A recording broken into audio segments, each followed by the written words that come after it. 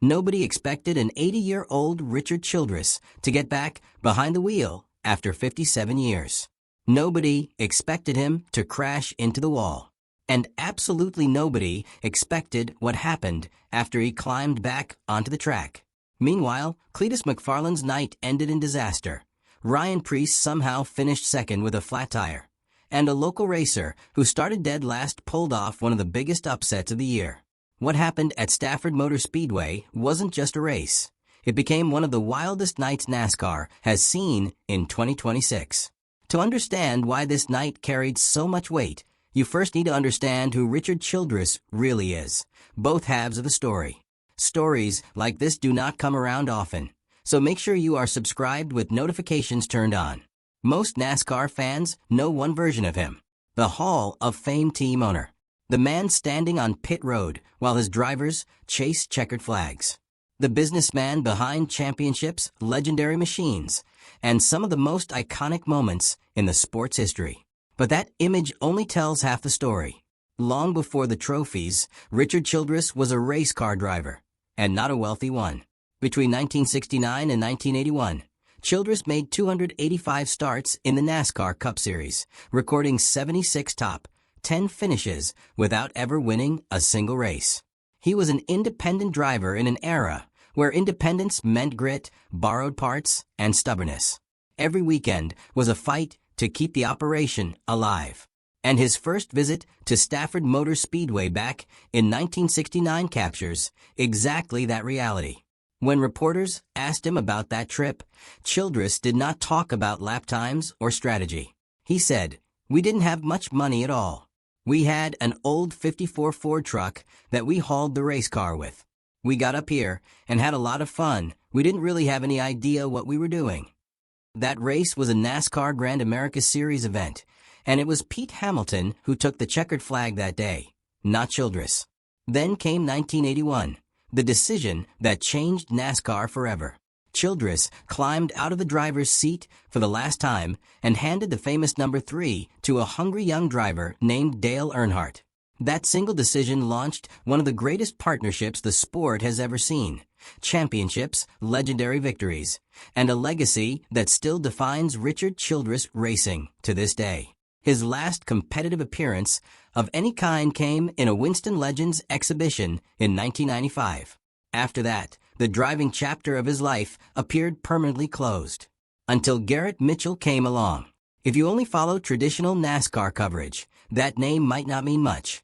But to millions online, Garrett Mitchell is better known as Cletus McFarland, one of the biggest automotive creators on YouTube, known for grassroots racing, wild automotive experiments, and events that pack grandstands with fans who might never attend a traditional race.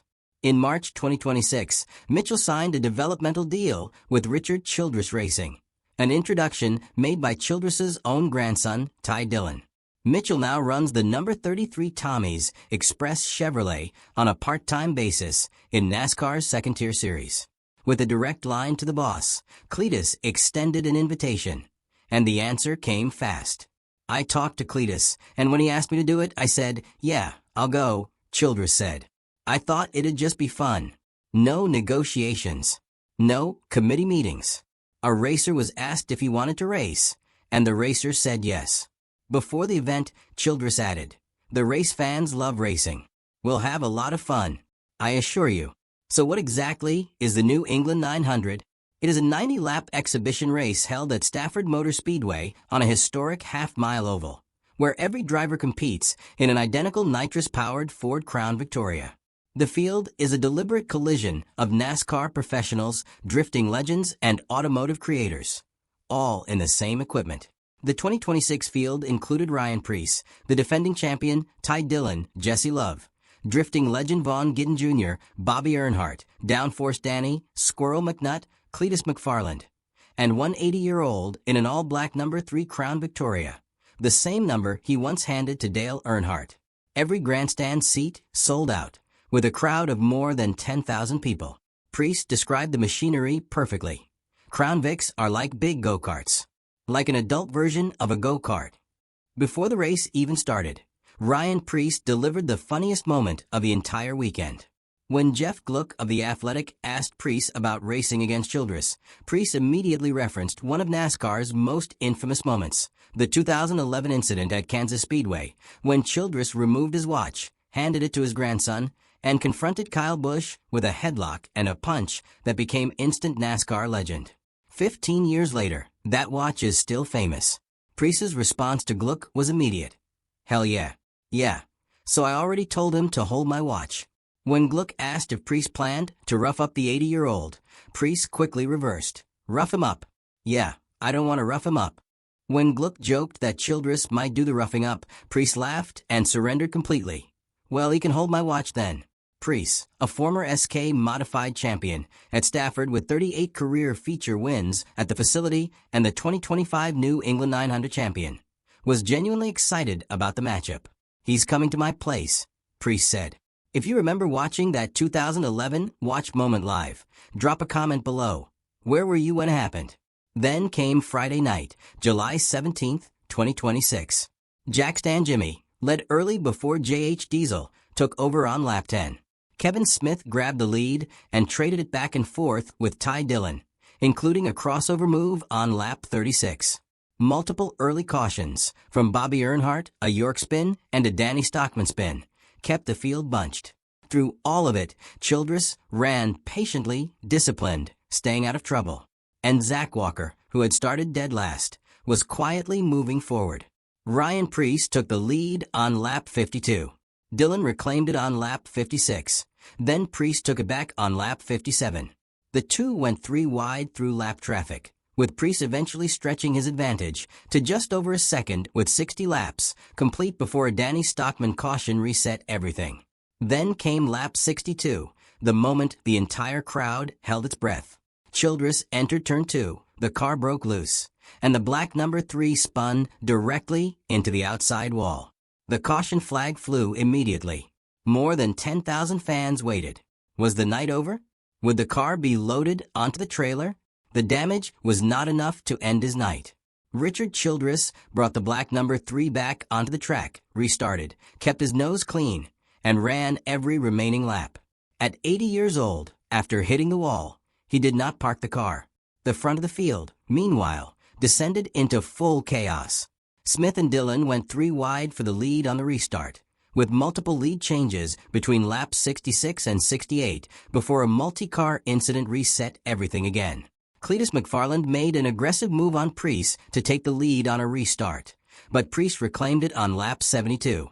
Then Cletus made contact and slammed into the turn 2 wall. His night was over.